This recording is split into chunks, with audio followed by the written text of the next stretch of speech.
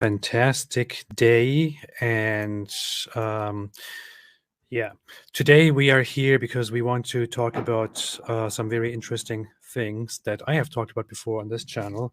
What an introduction, man. Uh, So today we want to discuss or debate a topic that I brought up in the past, which is a topic related to Muhammad's prophecies about the coming of the hour, and we will get into that in a minute. But first off, I want to say thank you to for joining and welcome to two gentlemen, both of whom nobody has ever seen on here, David Wood and the Faroos. Hi, guys. Thank you for having me. Hello. Do you want to quickly introduce yourself for those who are not aware? I mean, I basically I called you an Islamic scholar since you call yourself Shaykh Faroos, and also somebody who was coming here to challenge and confront us about our challenge. But what is your background? What do you do? So for I wouldn't take the term scholar, but I appreciate the compliment. So the Faroos is a pseudonym I use. I have a kind of a part-time YouTube channel. Like I post every once in a while. So I guess a little bit about my background. You asked me what I do. So I guess I'll go to both my secular and religious background. My secular background, I have a bachelor's in history, a master's in physics, and then multiple advanced degrees in educational leadership. Islamically, I went through the traditional Ijazah system in the late 90s, early 2000s. And my concentration was on Islamic jurisprudential methodology. So that focuses on like what sources are laws derived from, what are the methodologies that derive these sources. You look at the different legal conclusions and comparative laws, the differences between the 10 modes and 20 transmissions of the Quran and their legal applications, the probabilities of hadith reliability and their applicability, historical trends and disagreements, exegetical methods, and just juristic conclusions and our reasonings. And 30 seconds, the reason I got into that topic was my experience when I converted to Islam. When I converted to Islam, there were a lot of mosques around me, and each mosque had a different interpretation of Islam, and each one felt that theirs was right. So I wanted to know where these differences came from.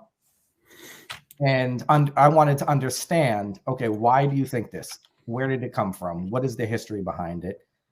So this way I could better understand people.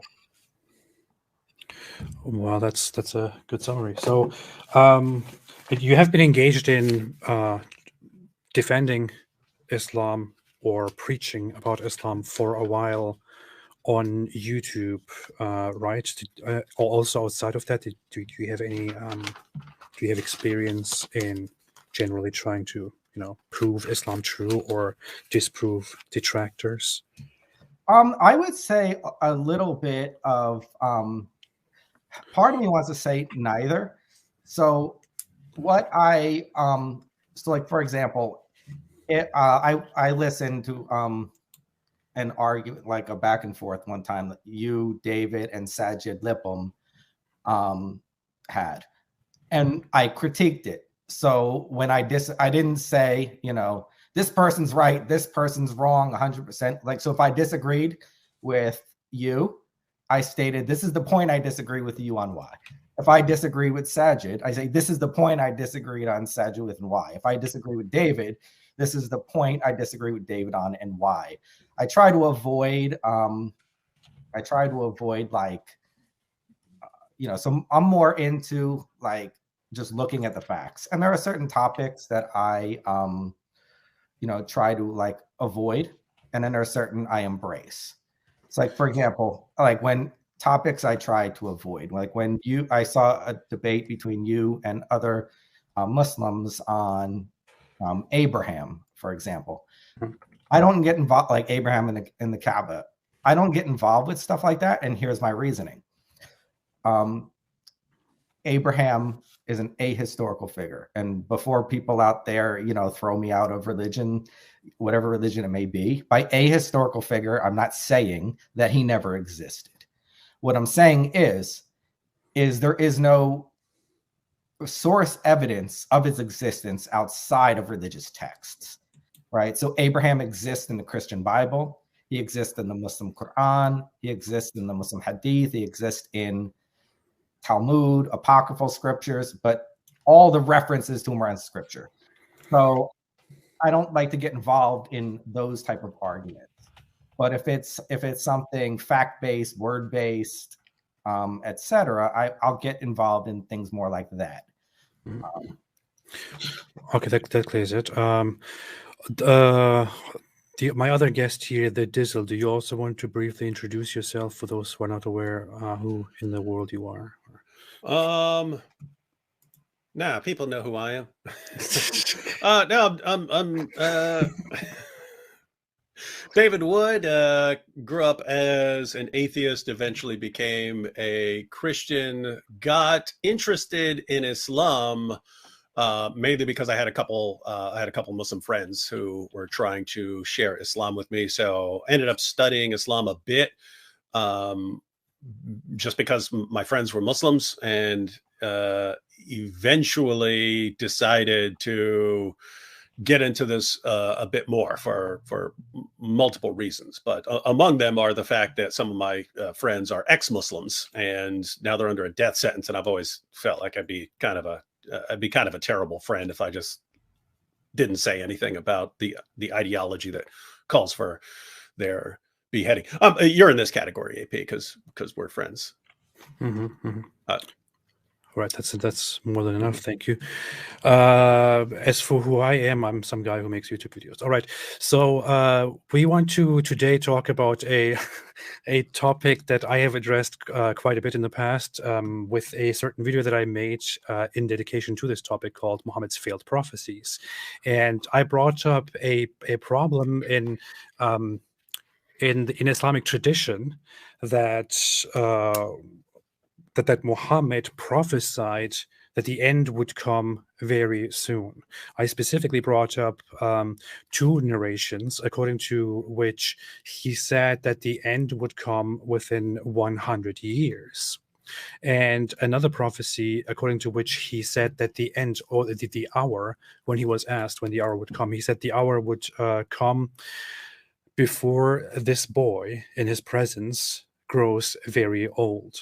So the implication here, or the idea here, is that Muhammad basically told his believers, his followers, that the hour would come within their lifetime, or quite soon, at least within the next 100 years. So it was rather an apocalyptic religion, intending to prepare for an imminent end of the world, but that end of the world never happened, and therefore I concluded that Islam is false. We will of course get into the details of what this idea is based on, the specific narrations, the specific traditions, the specific quotations, and all their details, but this is pretty much the summary of the topic. And I said before that I have not seen any Muslim scholar or apologist successfully debunk this idea and prove to us that Muhammad was not indeed wrong, that Muhammad was not a false prophet. Faroos said that he can deal with this topic and that he can prove us wrong, and he can show that Muhammad did not make a false prophecy, that this is simply our misunderstanding. And I think he also said in his video that I saw that if he is proven wrong, and if we indeed prove that Muhammad made a false prophecy, he would actually leave Islam or something like that, if I don't remember it wrong. Is this, David, is this pretty much it? Is there anything you want to add? No. So people. So yeah, we just wanted people to have the idea of what Shaykh Faroos is responding to. So there are hadiths, as you pointed out, where Muhammad sounds like Muhammad is saying the world is going to end. The final hour is going to come There's the one within 100 years, and then there's the ones where he's pointing to a young boy and saying, hey, if this kid lives, he doesn't die from sickness or something, then the end would come. And so Sheikh Faroos said that he could give a presentation responding to this. And so guys, we told him we'd give him uninterrupted presentation time. So don't expect us to like be interrupting him and questioning everything he says. We're gonna let him lay out his case, because sometimes on an issue like this, you need to lay out your case. You need to lay out your understanding of how you're interpreting things. And so we're gonna give him time to do that. No problem there. Yeah, no, we will definitely listen to the presentation, listen to the argument, and then only afterward we will begin engaging with it and responding to it, looking at the evidence. And yeah, all right. Are we ready then, Faroos? I think we're set. Yes, I'm ready. Okay, I can put it here on the screen so you can start the presentation. Okay. So the claim that I'm evaluating, the statement was the Prophet Muhammad, peace be upon him, predicted that the day of judgment would occur within 100 years of 632 of the Common Era, 732 CE. So the premise, the world did not end. I worded the conclusion a little differently than our host, that Muhammad inaccurately predicted the date the world would end. So to test the claim, the hypothesis is the Prophet Muhammad, peace be upon him, predicted the world would end within 100 years of his death. So I felt if that claim was true, that there are testable predictions, things we should accept to see, that all the variants of the hadith would support that meaning. They wouldn't be conflicting. There would be no conflicting text from the Quran. There would be no conflicting text from a more authoritative hadith. No other prophecies of the Prophet Muhammad, peace be upon him, go past the 100-year mark. And the hadith have no possible meaning within the rules of the language at the time it was spoken. So my approach is I'm going to discuss multiple versions of the hadith next to other hadith and Quranic ayat in the same topic. I'm going to apply jurisprudential methodological principles. And I'm going to discuss a little bit if there's anything that any prophecy that came true after 732 of the Common Era. Then I will analyze how Imam Muslim understand the hadith. So the hadith versions. So there are multiple versions of this hadith. Aisha reported some men among the Bedouins came to the Prophet, peace and blessings be upon him. And they said, when is the hour? The Prophet looked to the youngest of them and said, if this boy lives, he will not reach old age before your hour is established. Hisham said, by your hour, the Prophet meant their death. So we see one version where it's saying your hour. Then I'm going to skip the middle one. And then Anas reported that a person asked Allah's messenger, sallallahu alaihi wasallam, as to when the last hour would come. He had in his presence a young boy of the Ansar who called Muhammad, Allah's messenger, sallallahu alaihi wasallam, said, if this young boy lives, he may not grow very old till the last hour. We see the last hour coming to you. So we see two different versions of the hadith worded two different ways. Now the 100-year hadith, Abdullah ibn Umar, who said, the Prophet sallallahu alaihi wasallam led us in praying Isha towards the end of his life. When he had said the salam, he stood up and said, do you see the night, this night of yours? 100 years from now, there will not be anyone left of those who are on the face of the earth. Now Nawawi, who is considered the greatest commentary on Sahih Muslim, stated what is meant is that everyone on the face of the earth on that night would not live for more than 100 years after that night, whether he was young on that occasion or not. It does not mean that anyone who was born after that night would not live for 100 years, and Allah knows best. Now there's another hadith where Abu Hurairah mentioned that Muhammad sallallahu alaihi wasallam said, Allah will raise for this community at the end of every 100 years, the one who will renovate the religion for it. And then we have another hadith, it's called the Hadith of Gabriel, which is one of the most famous hadith, and it's supposed to have happened at the very end of Muhammad's career as a prophet. So he was asked about when the hour is, and his response was, one who is asked knows no more than the one who is requiring it. And he was asked of some of its signs, and he gives some of the signs, like you'll see barefoot, destitute, goat herders vying with another in the construction of magnificent building, and some more. Now, even if, let's just say there were not two conflicting versions, one that says your hour and one that says the hour. Ibn Hajar al-Asqalani is the nickname, the commander of the faithful in hadith. He's considered the greatest hadith commentator to ever lived. And he actually wrote on the Prophet Muhammad, when I'm referring to the hour, in various hadith throughout. Not just that hadith, but various hadith throughout all the collections. And he found 3 different ways that the Prophet Muhammad used the term the hour. So one was the hour, meaning the day of judgment, which is the greater hour. The other time, I'll go to the bottom and then go back to the middle. When the Prophet said the hour, he's using it in reference to the lesser hour, which means when any of us die. And then there was a third meaning that appears in various hadith collections, which Ibn Hajar has labeled the middle hour. It's the death of a community. So if we said, that everyone in New York, will be dead by this time, like everyone alive in New York now will be dead by this time, right? That's the middle hour because it's a group of people. Now, what does the Quran say? So in chapter 7, verse 187, it says, they ask you, O Muhammad, about the hour. When is its arrival? And he said, its knowledge is only with my Lord, and none will reveal its time except him. So, I've put a couple different hadith, a couple different verses of the Quran here. And, that are stating that no one knows when the hour day of judgment will be. Now, I wanted to get into jurisprudence. Now, how jurists deal with conflict of evidence is if one says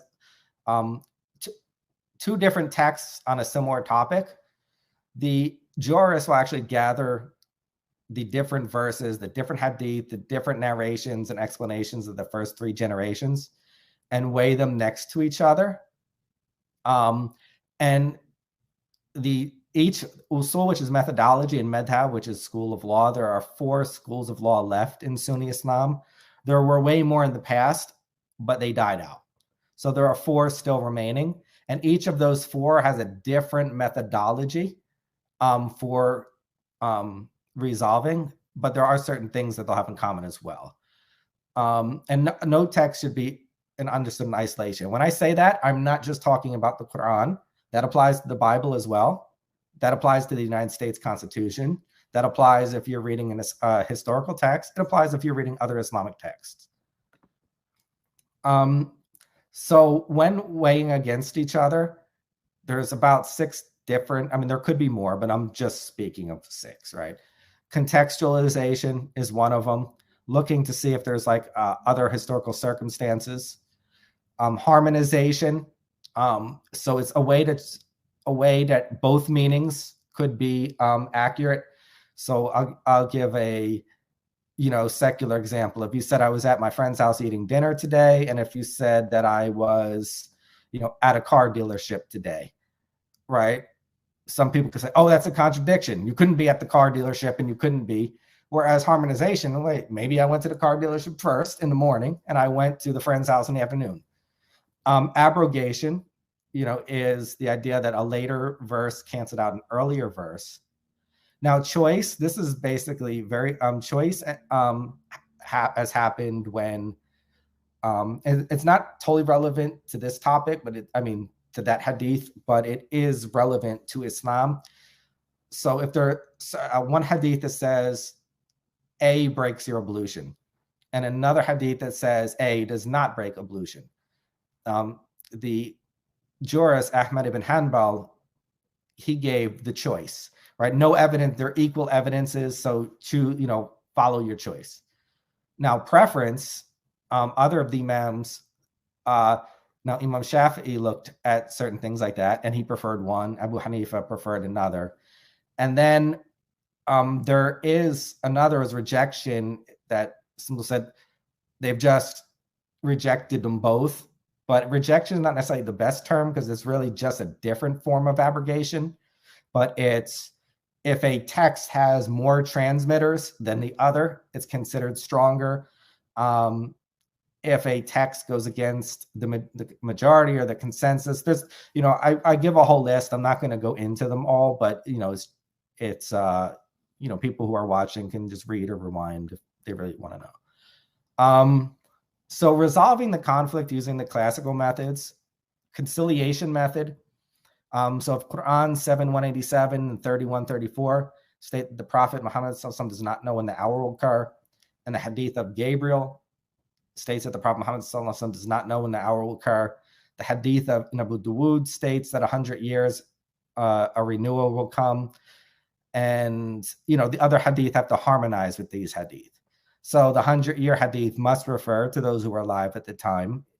And then the Hadith that says the hour, the one that says the hour and your hour better matches the meaning of the one that says your hour. Now, if I were to use the preference and rejection abrogation method, the Quran text is mass transmitted. The Hadith of Gabriel is in the category of famous, well-known. The other Hadith is considered sahih, but it's not considered famous and well-known, the other. So mass transmitted and well-known are higher standards of evidence than a singular transmission in all the Islamic schools except for one movement.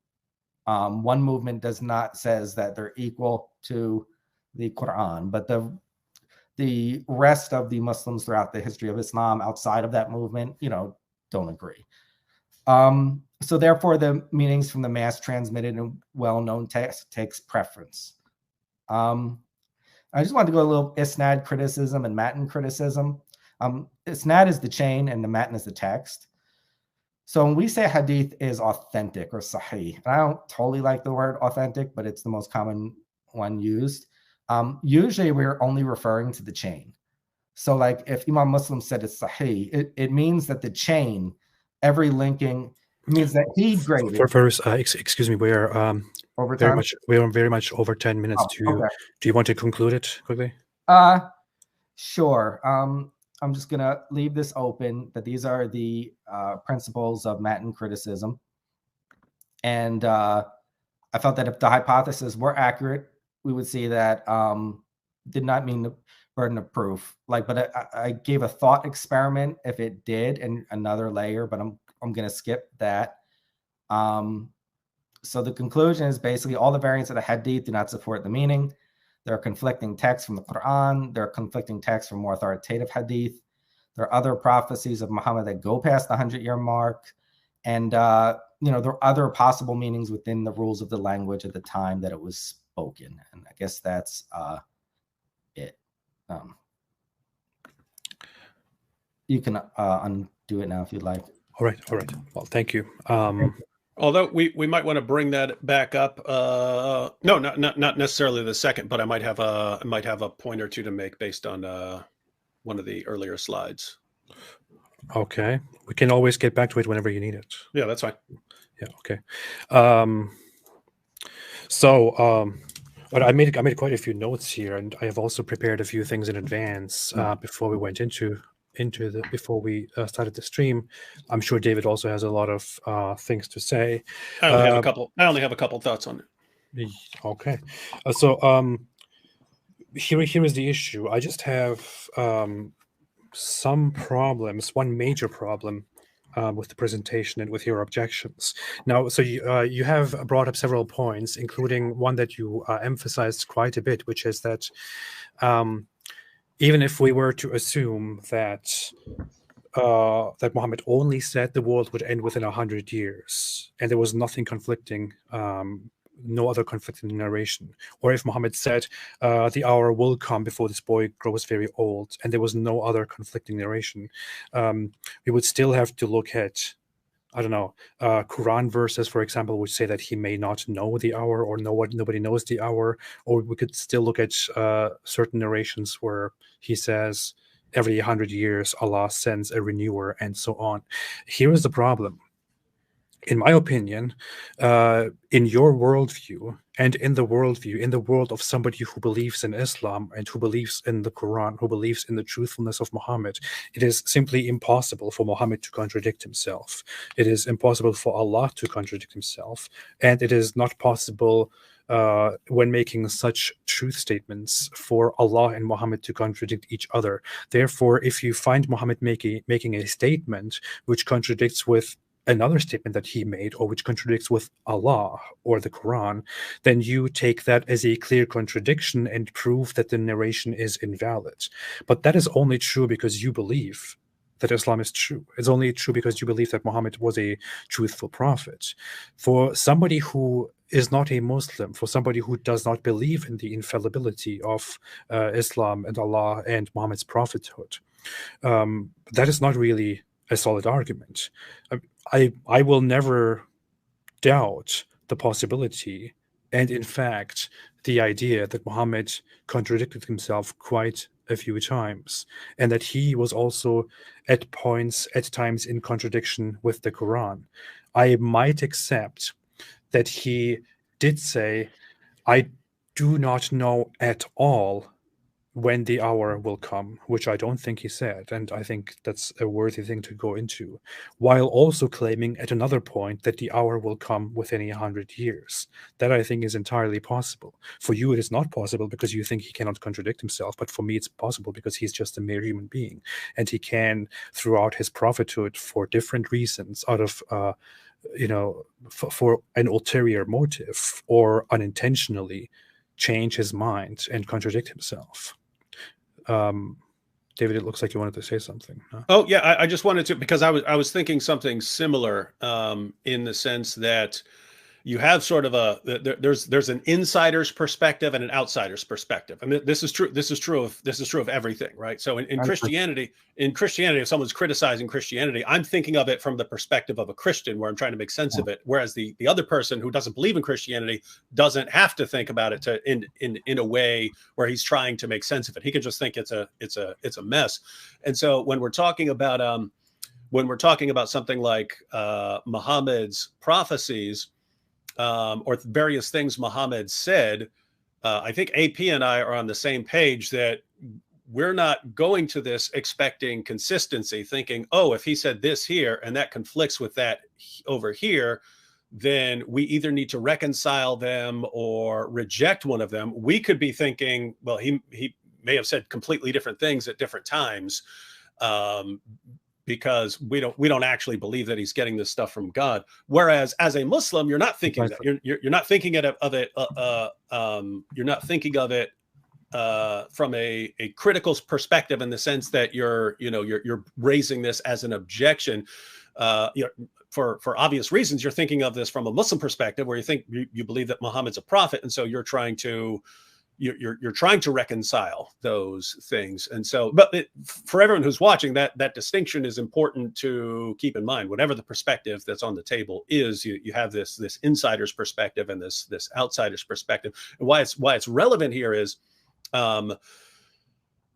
we may listen to Shaykh Faroos's responses and think, well, that doesn't convince us that this is the correct solution to this.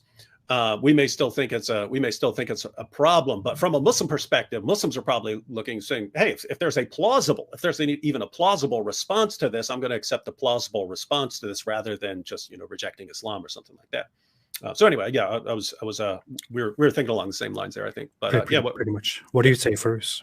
So I'll just go one at a time. Actually, what both of you said, I think, is consistent and accurate. Though one of the things that David said about the outsider perspective, it actually made me think of a presentation I did, as well as I made a slide of that for tomorrow's discussion. But I did a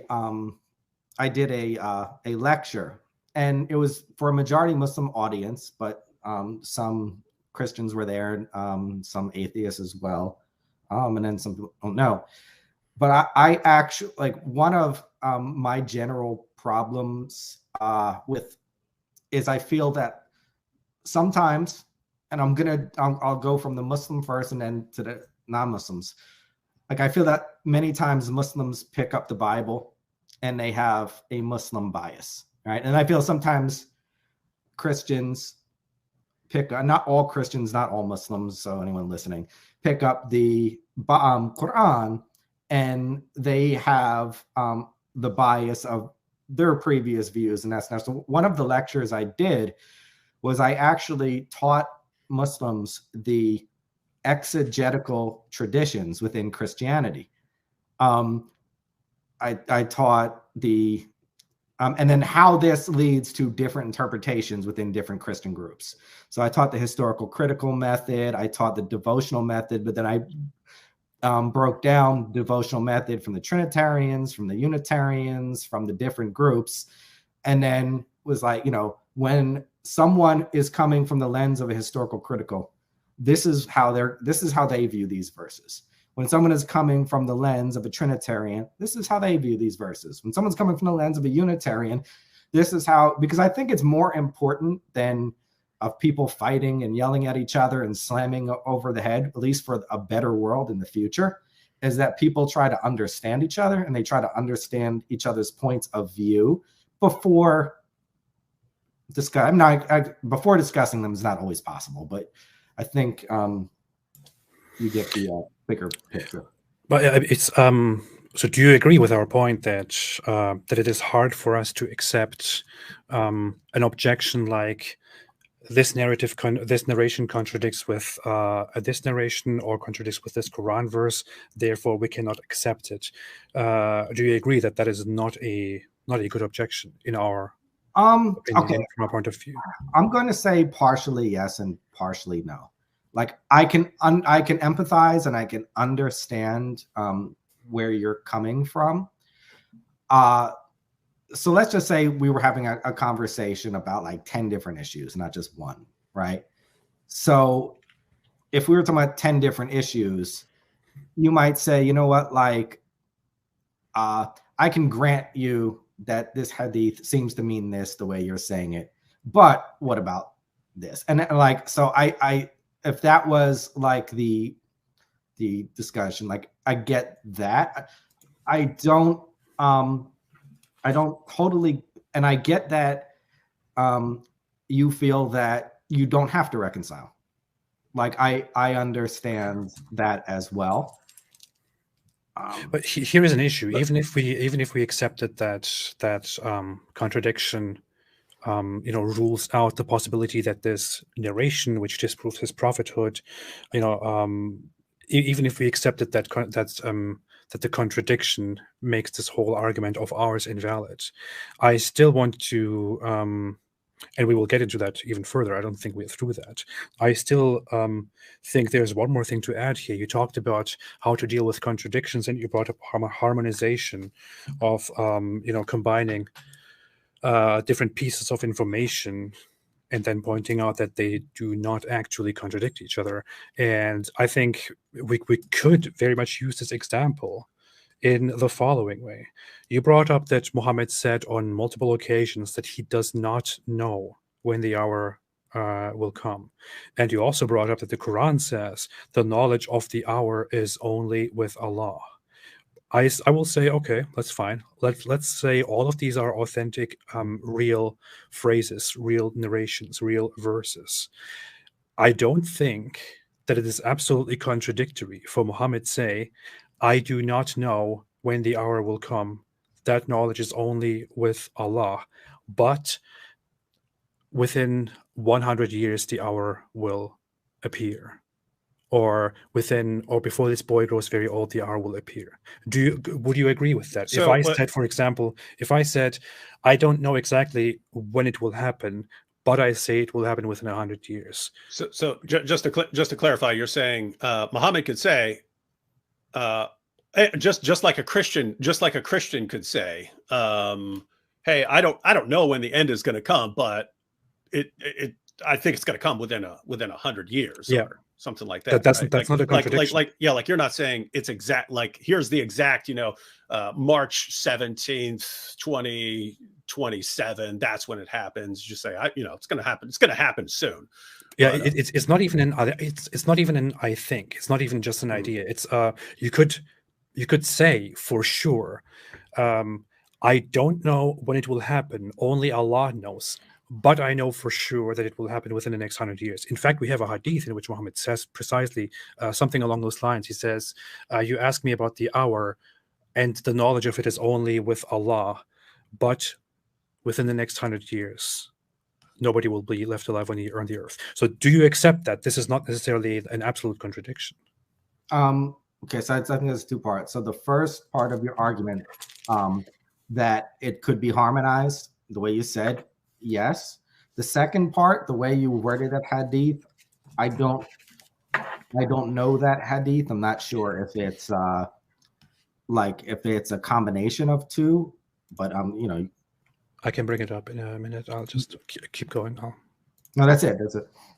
I'll just add something while AP is looking something up. Wanted to add one point which will favor the Faroos a bit, and that's that.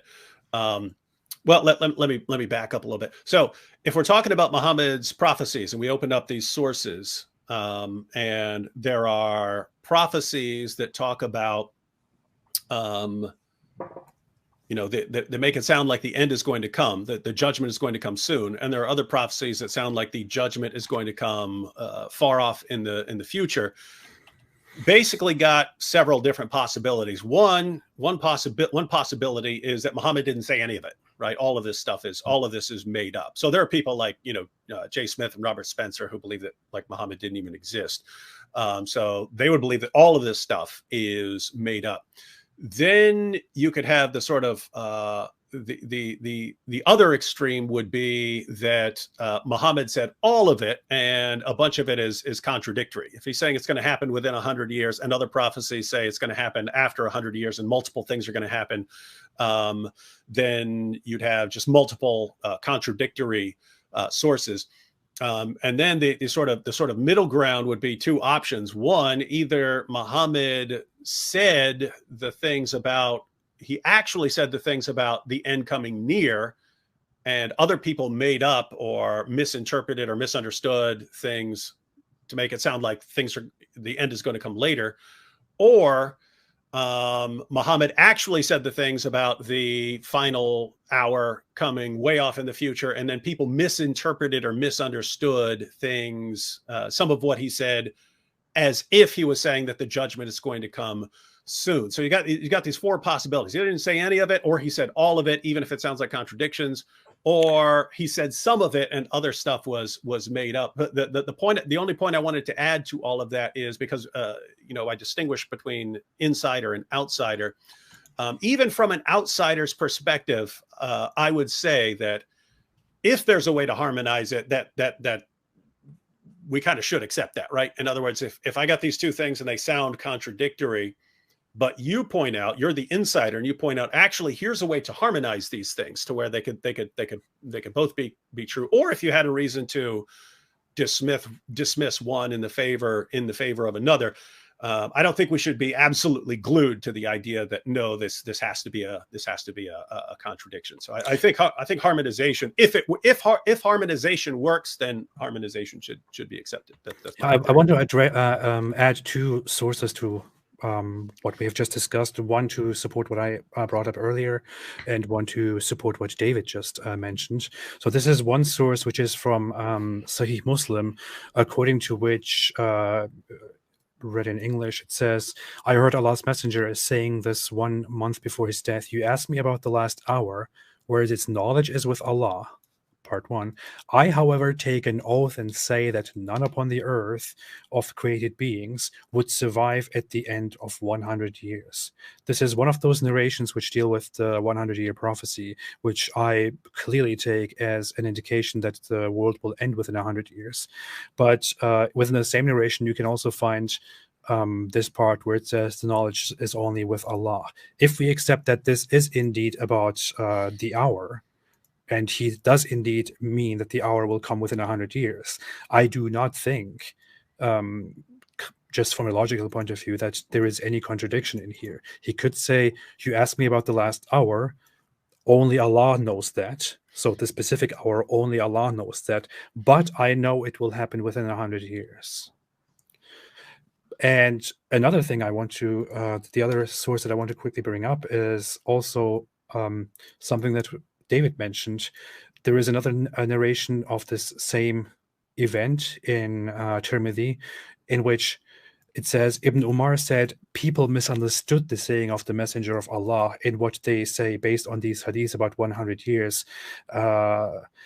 And the Messenger of Allah only said, there shall not remain anyone who is upon the surface today, meaning only this generation would end. So even according to Ibn Umar, according to this narrative, people misunderstood it and thought that the end would come within 100 years. It's not just us who are making this assumption.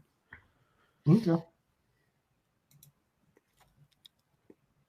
Anything you want to say? No, there's nothing I disagree with you on that. And there was something that David said that I agreed with, but I can't remember what. I was like, wanted to write it down, and then it just slipped my head.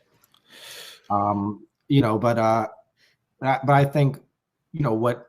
I remember what I wanted to say is that, like, even what David said, like, and this is something I think a lot of listeners don't understand, is that we can agree on an issue, right? Like, so you can agree with me on an issue and not believe in Islam, right?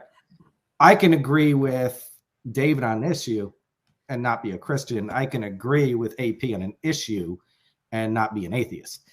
And so when I hear a lot of times, so I actually appreciated David's comment. And a lot of times I hear from listeners, from both sides, the Christian and Muslim side, different things. I mean, when I said I was coming on the show, I had one Muslim tell me it's not permissible to have a conversation with you, and then I had a Christian say, "Bring it on, we're gonna tear you a new one," and something. And I'm like, we're coming to have a conversation. We can agree to agree. We can agree to disagree. We can walk away and say, "Have a good night." Yeah, and along those same. By the way, you're going to get, just so you know, you're going to get more of that. You're going to get more of that. Like as soon as we're done, you're going to be hearing. Don't think I'm claiming to be a prophet here, but you're going to hear from a lot of other people that you should not be having any sort of discussions with us. Just so everyone knows, I actually prefer this to the endless hostility. But exact same. But notice what a group is saying. Anytime one group is saying no, there cannot be any sort of interaction with outsiders unless it's one of hostility. That's I mean, my goodness, that's a cult mindset, right?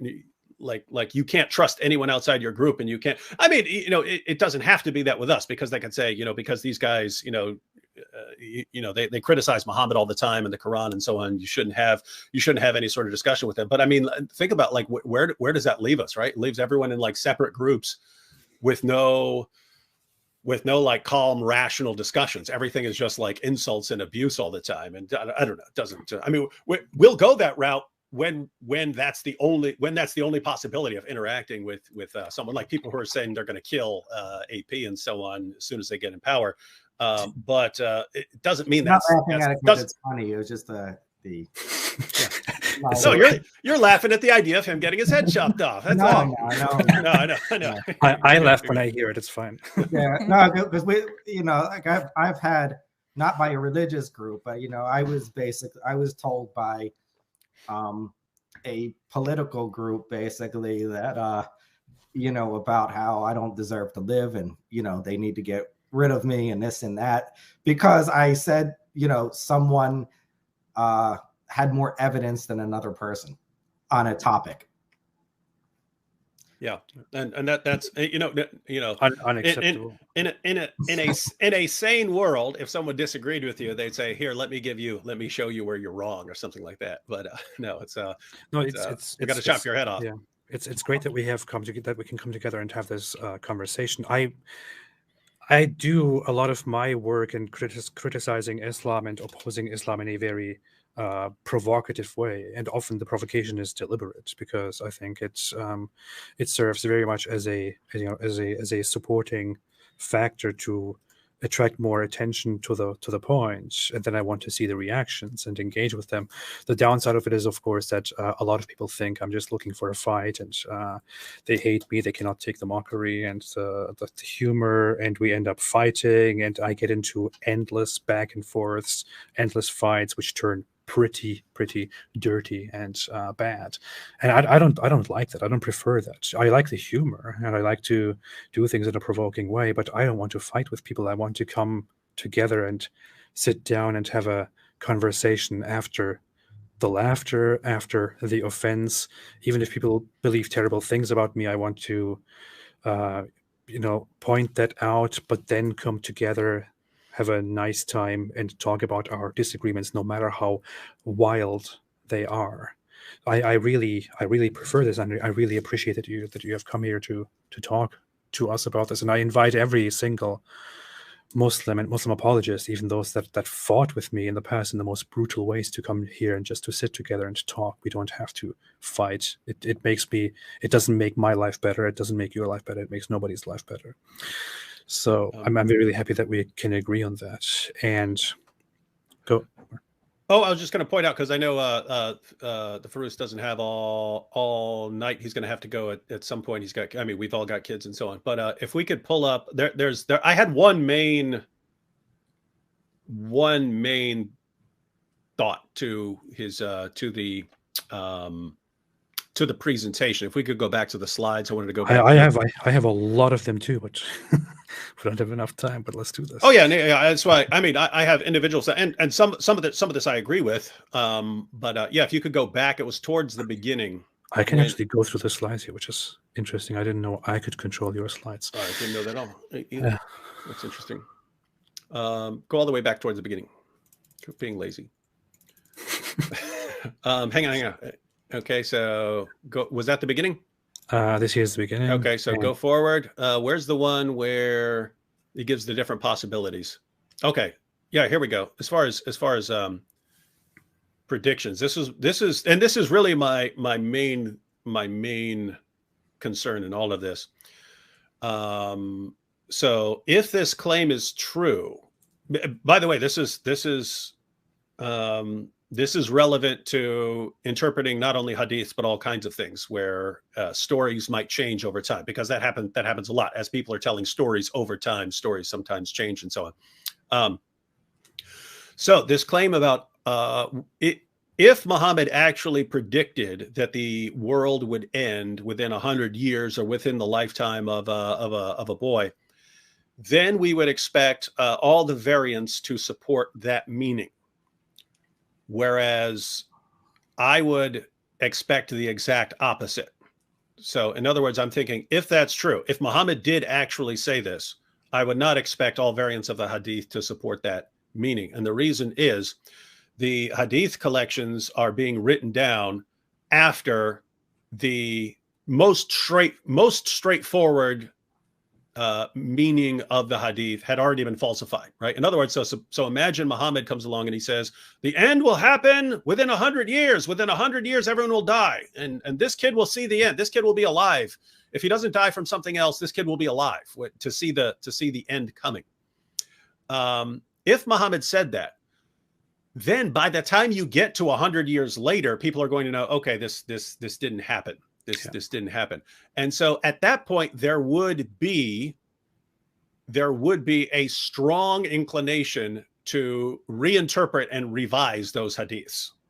So if you get to the time that Sahih al-Bukhari and Sahih Muslim are being written, we would expect different versions that would correct what looks like an error. Even if they're still Muslims, they don't think even if they think they were completely misunderstanding it, we would expect different versions of the story to arise that don't have what looks like a prophecy that had been falsified.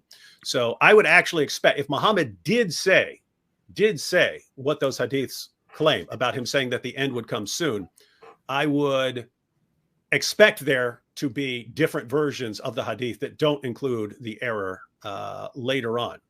I want to add to that. I mean, we brought up this source earlier where Ibn Umar himself says that people understood this, but it was actually referring to the end of the people and their generation.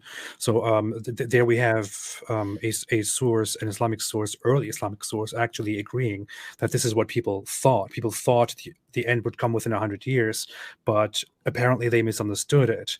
And as a result of that misunderstanding, it is entirely reasonable for us to accept that people may have, due to their new perspective, the new information that the world didn't indeed end, they may have changed the original claims, the original prophecies. So we said a lot. So anything you want to, yeah, anything you want to? There's nothing overall that you said, like, because we're speaking, like hypotheticals, theoreticals. The one thing though, I did have a question though about if that's the case, why not then, instead of changing to fit, why not just try to get rid of it altogether? Right. So why would Imam Muslim bother putting this in his collection if he thought that meant the world was going to end 100 years? If you wanted to maintain your belief, you could kind of just leave it out altogether. So that's my question. I think the answer to that would be simple. There are several answers. One of them would be Muslims often praise these imams for their diligence and their adherence to to a certain standard of verification and authentication of these narrations. They travel around for years and collect narrations which were transmitted through different narrators to them. So if these imams hear these specific narrations from these people who clearly say, hey, we have heard the Prophet Muhammad say this, then it is not as simple as it may seem for them to just say, yeah, okay, this doesn't make sense, we will not include this at all. Because it's not just one imam, it's multiple imams. It's not just one narration, it's multiple narrations. What they are left with is to say, okay, this hadith looks this looks interesting, but the content, as it appears, doesn't make sense. But we have to record it because that's our standard. So let's record it, but make of it what we, what we can do, and somehow interpret the meaning of the text in such a way that it makes sense from our perspective. Because obviously Muhammad was a true prophet; he can't be wrong, and this source, this phrase from him, is obviously authentic. Since he cannot be wrong, and since this is authentic, he must mean something that actually makes sense. So let us interpret it in such a way. I think that would be the way to go for them. Yeah, let me add something real quick, because Shaykh Faroos is correct. So the question is, if it really looks like a mistake and an error, then by the time you get to Imam Muslim and Bukhari, why don't they just throw that out, right? Just not record it. And then AP pointed out that, well, maybe they're just being intellectually honest here. We've got a method. These could be hadiths that were stories that were widely known and wanted to record them. I just wanted to add that there is actually a benefit to passages like this. I mentioned earlier that there are people who don't believe that Muhammad existed. There are critics who don't believe Muhammad existed, so they believe all of this stuff is made up. When I think why I disagree with them, it's actually passages like this. So not even thinking, hey, I'm using this to show that Muhammad is a false prophet. I'm always thinking of, why would someone invent this? If you're saying this was invented, why would someone invent this? Like if you were saying Muhammad performed a miracle, okay, I can at least think of reasons to invent stories about Muhammad performing miracles.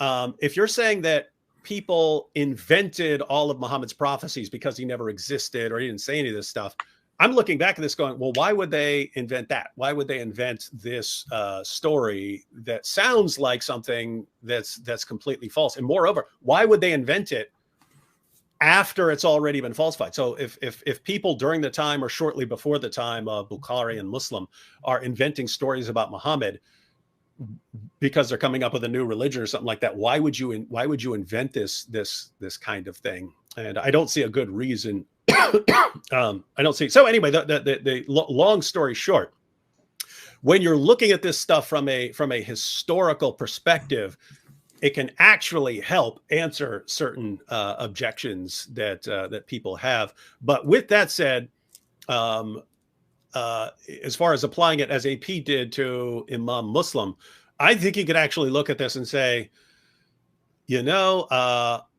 since Imam Muslim recorded this, and when even though he knew, and he records multiple versions of it, since he recorded this, even though he knew that the most straightforward interpretation of some of these passages was that Muhammad made a false prophecy, since he recorded that, this really means that he was trying to record information accurately. And so for me, it would make me think, okay, this actually adds credibility to his work. So since I can trust him over here, maybe I can actually trust him in some of these other areas where, I wouldn't have trusted him before. But if he's really trying that hard to include accurate information, that means he's actually being a good historian here. Yeah, and that's what I think. That's the idea that I prefer. And there you can also see the difference. Like David, for example, brought up some malintent here. I said that they have good faith, and this just shows who is the enemy of Islam and who has the better attitude toward Islam. So I would say I lean more toward the idea that these early scholars who recorded these ideas were actually they were acting in good faith. They didn't mean to distort and deliberately, with malintent, create something that is false. I would say they believed in it, but due to their biases, created something that is eventually inaccurate and, in my opinion, disproves Islam. But we've said a lot. I want to ask you, Faroos. So, given all that we have discussed, what is your perspective on this whole idea? Do you still think that there is a possibility that we are right and that Muhammad made a false prophecy, or do you think that that idea can be thrown out the window? So actually, can I come back to that, because I wanted to address David's point? Yep. So so I actually think you made a very good argument for the criterion of embarrassment. And I'm usually in history, because I'm usually opposed to the criterion of embarrassment. And I've been that way for a while. And part of my reasoning is because I think quite often when people use the criterion of embarrassment, they're projecting their modern day belief that can happen on previous people. Also, I think sometimes they leave off motive. So Shaykh Muhammad Nasruddin Albani, he did an article. It was called Fabricated Narrations About the Black Man. And it was people who, there were, people who were racist, and they invented hadith, against Black people in order to justify the mistreatment of Black people. So, and Shaykh Muhammad Nasruddin had pointed out, and the Muslim scholars of the past preserved that, not because Muhammad said it, so that you would know what he didn't say, but just so you would know what people are saying that he didn't say. And so, when you look back, if you do the criterion of why would they preserve that, right? Because that makes Muhammad look bad. Well, no, there were people who actually wanted to they had motive. They wanted to justify behavior. So they had a motive to invent stuff. You know, and you asked me about, you know, possibilities and probabilities. You know, I am one who does not ascribe to 100% mathematical certainty on anyone. I think, you know, yaqeen in the Quran, like religious certainty, is different than mathematical certainty. So I do think that the explanations, you know, given by Imam Nawawi and Ibn Hajar, as well as Ibn Omar and Aish, they suffice to, you know, for this one particular issue. But how? I'm just trying to understand, because I think so their explanations are basically the foundation or an extension of what you have pretty much presented today, that there is no contradiction, that there is no falsehood in them due to you know, different factors, including that the prophet would be contradicting himself, that there is that there are contradicting reports, or you brought up some other reasons, for example, that these narrations contradict with historical facts, which I think would be a bad objection, you know. But I don't think that any of these explanations are actually acceptable, because I think they simply come from a place of bias. And in my opinion, when I sit down and look at the sources as we see them, I also want to bring up quickly this, by the way, I looked into the different narrations of that specific hadith which deal with when Muhammad says the hour will be established before this boy grows very old, and looked into the study of narrators. And there are 3 variations of this hadith in which, so in 2 of these variations, he speaks of the hour. For one of those, we have 3 specific narrations. For the other, we have 1 narration. He clearly says the hour will not be established until this boy grows very old. According to the other variation, for which we have only 2 narrations, which allegedly originate from Aisha, he says, your hour will come upon you before this and this happens. I mean, here we have, if we just look at the credibility of narrators and the number of narrations, it is much more likely that Muhammad actually said the hour will not be established before this boy in your presence grows very old. Whereas a lesser number of narrations says your hour will come upon you. And I would think, very obviously, this distortion here happened because these reports were recorded way after these generations of people, way after that boy died. So they tried to make sense of it and created a version where Muhammad actually speaks of their hour instead of the hour. I think, I mean, looking at the evidence in this case, looking at the evidence in the case of the 100 years after which everybody would disappear and the world would end, I think my clear conclusion here is that Muhammad made false prophecies. And I think we don't have much time, but there are lots of different pieces of evidence which support this too. For example, Muhammad's prophecies that Jesus would come very soon, that Gog and Magog would soon invade the Arabs, that he thought somebody in his presence is the Dajjal, that during an eclipse he thought this is the coming of the hour, and so on. There are lots of pieces of evidence which actually support the idea that he did expect the hour to come anytime now, and he did make false prophecies based on that idea. Whether he did actually believe in such an hour, whether he did actually believe in a prophethood, or whether he was lying to people, I'm not going to make a judgment on that as we speak. But I simply don't see a way out of here. I don't see a way of explaining these things away and conclude that these are not false prophecies. Let me just add a quick clarification, because sometimes we forget that there are people jumping into the discussion who might not be too familiar with what we're talking about. When we're all of us here who are having the discussion, we all know what we're talking about. But just a general breakdown for anyone who wasn't here at the beginning, or if anyone is totally new to this. In the hadith, so these narrations about things Muhammad said and did, there are some that say that Muhammad is asked about the hour, the final judgment, and he points to a young guy and says, if he doesn't, if he lives long enough, if he doesn't die of something else, then he'll be around to see the judgment. And there are other passages that where Muhammad says that nothing's going to be left alive. No people aren't going to be left alive within 100 years from now.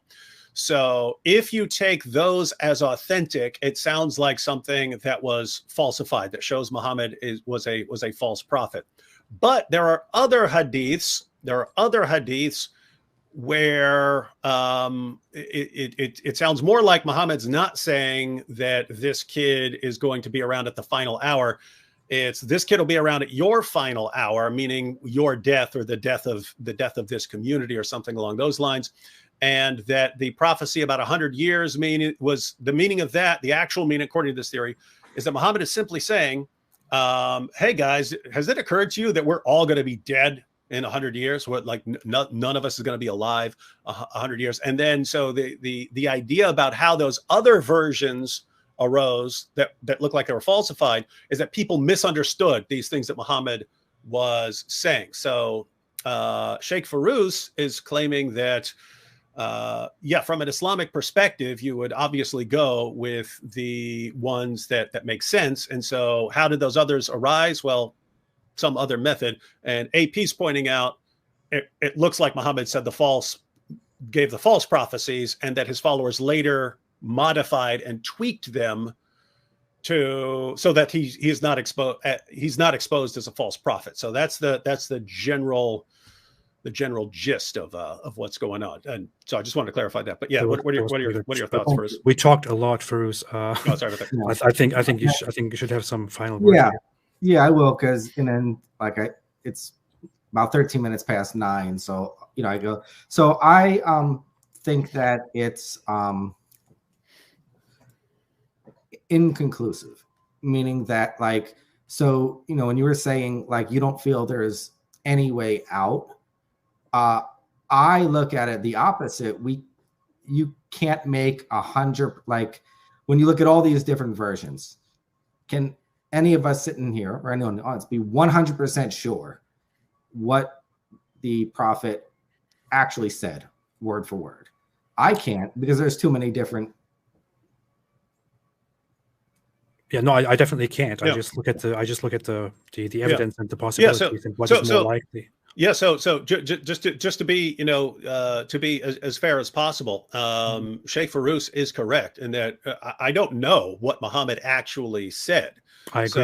So a lot of things are up in the air. What I would say, I would interpret it like this: if you had really good reasons to believe that Muhammad is a prophet, then when someone comes along and says, "Here's a false prophecy," then it should be, okay, I really need to investigate that because I have these good reasons to believe that Muhammad is a true prophet.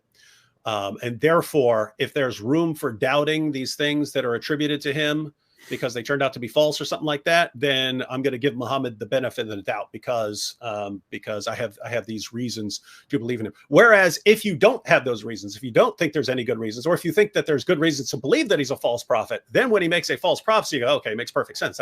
That's what I would expect from a false prophet. So yes. So just so everyone knows, we are not ruling out and saying that Shaykh Faroos's interpretation is definitely wrong or something.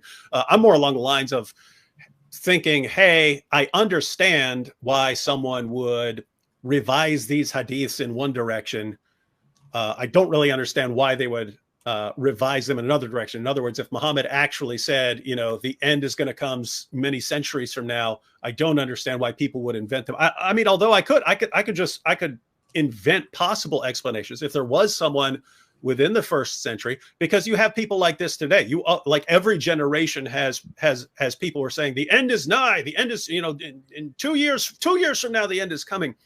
You could have people within the first century of Islam who make up or modify or tweak prophecies so that it makes it sound like, the end is 20 years from now. We've already gone through 80 of these 100 years. So everyone get ready. So it's possible that people can invent stuff. And because the hadiths are, pretty late, you're talking about 2 centuries after the time of Muhammad, there is time for inventing things. And Shaykh Faroos made an important point when he's talking about, hindsight, when we're applying the principle of embarrassment, applying what's embarrassing to us to previous generations when it might not have been embarrassing to them.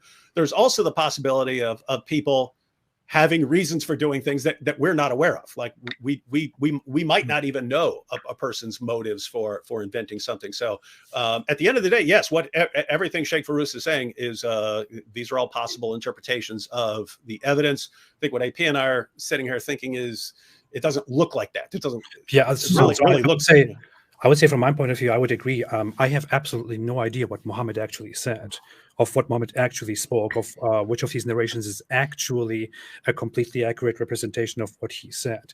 But what I do is I simply, weigh the evidence. I look at it, and it looks to me as the most likely, the best explanation that he did indeed say these things, supported by many pieces of evidence, and that he therefore made false prophecies. I want to add also that even in hadith studies, in Islamic studies, and I'm sure Shaykh Faroos could tell me if I'm wrong here, but even there, the idea is not that we know what Muhammad precisely said. The idea is we know what people say Muhammad said. Therefore, the reports always include, according to so and so and so and so and so and so, the Prophet said this and this. So the claim is never Muhammad said this. The claim is according to so and so, Muhammad said this. So even the Islamic scholars in the field for 1,400 years don't presume to know precisely what he said. They simply go for the narrations and for the most likely explanation of what he said, which is why they evaluate these different sources. I simply do the same here, and I conclude that he made false prophecies, and I would have to be convinced otherwise. But what I'm more curious about is, Faroos, what would convince you to accept that? And I'm not here to say I want you to accept that he was wrong right now. I'm just curious, what would convince you that there is actually something wrong here, or is it possible for you to come to such a conclusion? What is your takeaway from all of this?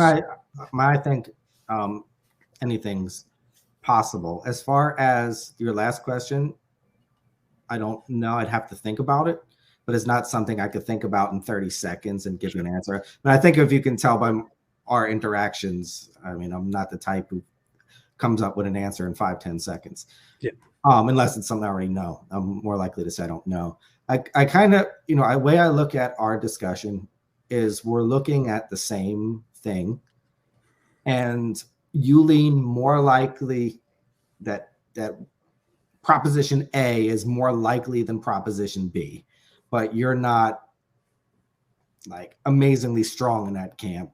I argue more that I think proposition B, using the classical methodologies, is more likely. And about your question about the hadith, so like I said, there is one movement that did say that anything. We could be 100% sure, but throughout the history of Islam, they were a minority. I do think the movement spread more in the last 100 years than probably in most of Islamic history. But the best term I heard to describe hadith is probabilistically true with different levels of probability. So, that the more narrators, the more likely the Prophet Muhammad said that, or said something like that. And more narrators by itself is not, but, with other factors. But I enjoyed our conversation. Unfortunately, it has to end for tonight, but I know we'll be, picking up again tomorrow night, different topic. And thank you for having me. Mm-hmm. Thank you so much. I really enjoyed this. I think it was incredibly valuable. And to add to that, tomorrow we will actually be together again on David Wood's channel. I will link to that. So we will have another discussion about the topic of whether the Quran says the previous scriptures have been corrupted or not, right? That's the topic. Yeah, it's specific. I think it's I think the response was whether the Quran says the gospel's been corrupted. But if Shaykh Faroos wants to, yeah. So no. So what it was kind of the Muslim view on the previous scriptures throughout history, because there's not one view, right? It's not just like there's more than one view, and then some were more popular than others. So it's a little more in depth than that simple quest. So I have people are familiar with my view of what the Quran says about the previous scriptures, and then Shaykh Faroos is going to give his perspective, which is going to include different perspectives on the Christian scriptures. So we'll be discussing that tomorrow. Yeah. All right. Fantastic. I would love to have more of these conversations, and thank you so much, Faroos. Yeah, and Shaykh Faroos has to go. AP, if you wanted to hang out a couple minutes and go through the super chats, I can hang around for a few. I will now brag about how we have destroyed the Muslim. It's finished. You're finished. Just kidding. Have a good one. Yeah, talk to you tomorrow. See you.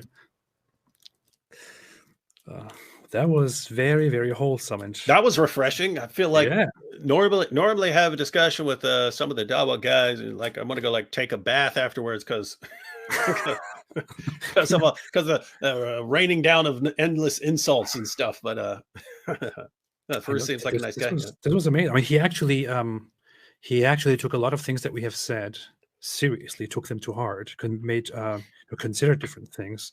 Like the first objection about the 100-year prophecy, he actually took our objections to it and the evidence seriously, and seems like he is processing it, and he will, based on this information, make up his mind and come to different conclusions. Maybe he will still conclude that we are totally wrong, but it's good to see that something is actually happening instead of the constant no, you are wrong and I will prove it and I'll humiliate you. And notice the impact that has, because then we're a bit more inclined to give the benefit of the doubt where we can, and to say, okay, yes, that is a possible interpretation. Whereas if this were like an angry, hostile debate, and you guys are stupid for thinking that Muhammad made a mistake, then we would be more inclined to say, no, he's completely wrong and it's indisputable. Right. So yeah. Anyway, that's a nice change of pace. Ahmed was like that. I had a discussion with Ahmed at Finding Truth on my channel, and that was a similarly friendly discussion. So yeah. So what is your takeaway, David? Are you now more inclined toward believing that Muhammad was actually correct about his prophecies? Are you more inclined toward thinking that I was wrong, that you are wrong about these prophecies, and that Islam might be the truth? No, I actually, my position would still be the same, which I mentioned earlier. It's that, Faroos is correct, and that we cannot be certain that Muhammad said these things because the sources on them are late. So for me, it would come down to, do you have separate good reasons to think that he was a true prophet? Because if you did, then I would have a reason. Then I would have a separate reason to favor one interpretation over the other. So it's basically, in the absence of evidence to believe that he's a prophet, he's just a regular guy to me, or a false prophet. And therefore, if you look at it, it really makes sense that he made false prophecies and that other people modified them later. That makes sense. You could argue for that it was actually the reverse, but I just wouldn't do that without a good reason to think that he was accurate. Yeah. I think there is actually, I'm so focused on what people say in the chat. I'm so distracted right now. Wait, I wanted to add something. I wanted to add something. I forgot. The chat is distracted. During the whole conversation, people in the chat were talking about a piano in Sheikh Faroos' background, and everyone is focused on the piano. And I think, wow, what a grand thing to focus on during such a discussion. Yeah, people always do that. I'll be making like hey, this is the best video I've ever made, and people are like, hey, what's up with the action figure in the back? It's like, what? That's what you're looking at? That's Seriously. But his background was actually a picture. It wasn't his real background, so that explains why there was a piano. There was something I wanted to say in response to all of this, but anyway, no, you shouldn't be responding to someone after he's gone. I will. I destroyed him. I humiliated him. We can answer super chats.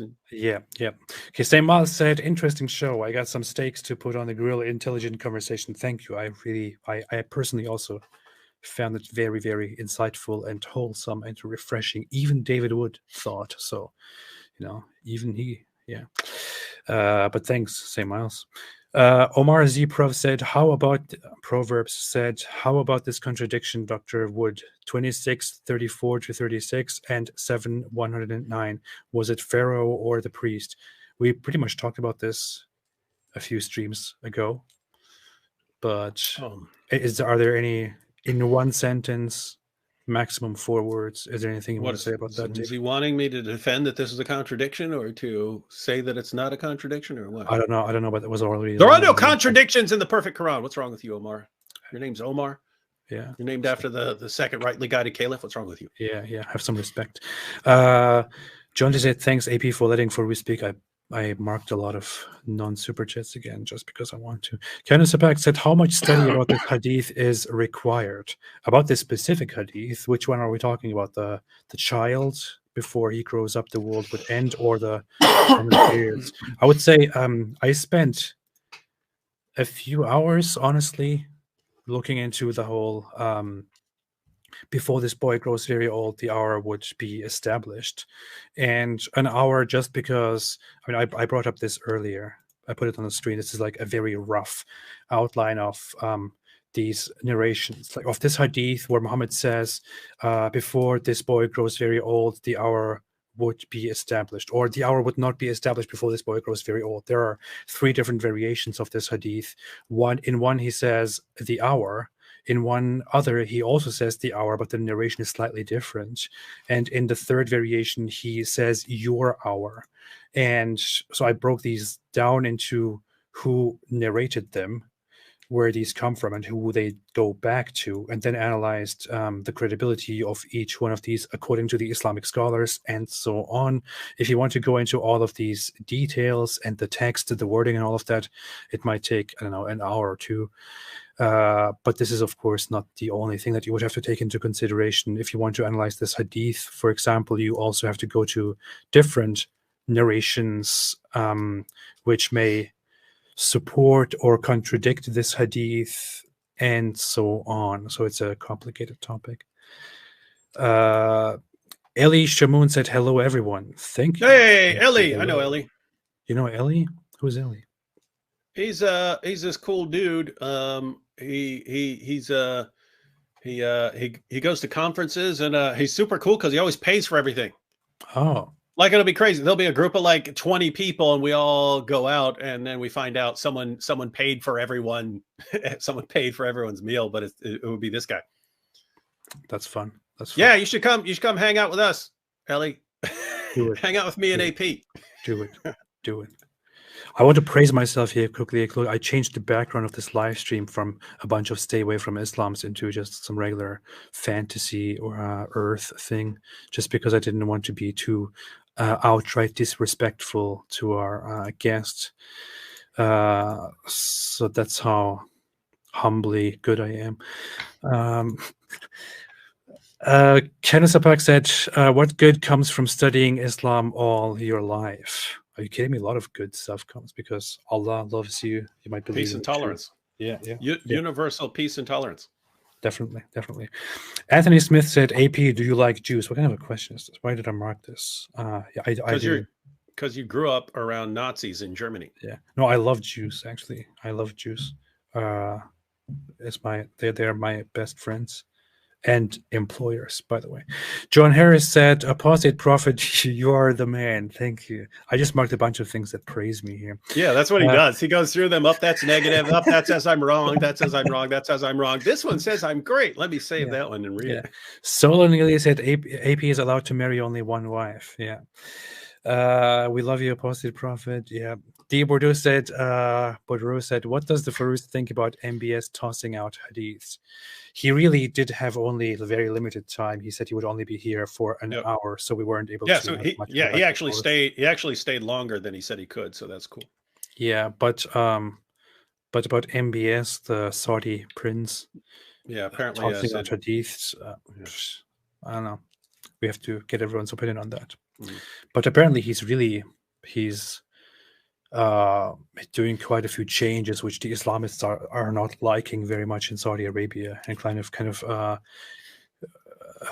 turning Saudi Arabia into a more fun place. But there's not much that you can really do there, because it's in the end Saudi Arabia. ES 1002 said, one of the lesser signs of the hour is hadith rejecting. That's actually, there are hadiths like that about people about knowledge disappearing, and I mean it's weird because there are some hadiths which make it sound like Islam dominates the world. Islam ends up controlling everything. There are other hadiths where it makes it sound like Islam is completely wiped out and there is no Islam. Like there are hadiths which say that that by the time the end comes, there wouldn't be one person left in the world calling out for Allah, and so it makes it sound like everyone has become an apostate by then. Matter of fact, hey, we should start using those, saying, hey, you Muslims, if you want the end to come, everyone has to leave Islam because the end won't come. That would be a funny video, AP. It's like if you want Islam to be true, everyone has to leave Islam. Please help us fulfill Muhammad's prophethood prophecy and leave Islam with us today. Dude, if you did that like a 2-minute commercial, help us fulfill this prophecy of Muhammad.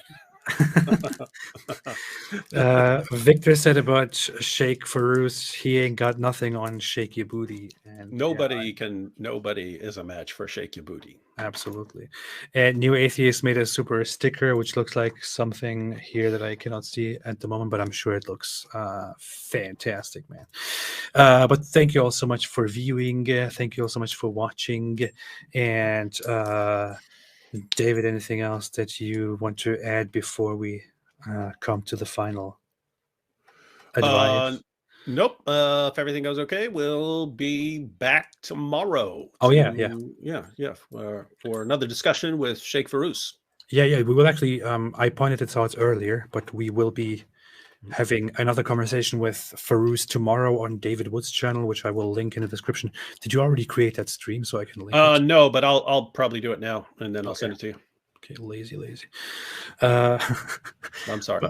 I will link his channel and also the link as soon as it is available in the description, so that you can join us again for another conversation tomorrow. But this was very wholesome, and again, I say it, every Muslim apologist and scholar out there, even those who have said horrible things to me in the past, please come and join us in a conversation. Let's have this conversation, and let's let people judge what they think is and is not right. And with that said, thanks everyone for viewing. We will be back quite soon. Sarah Rainey said, nice stream. Momologic said, thank you both for sharing. Arnie Nero said, I challenge Apostate Prophet to debate something. But thanks everyone. St. Miles, bye. Thank you. Have a fantastic day, everybody, and stay away from Islam.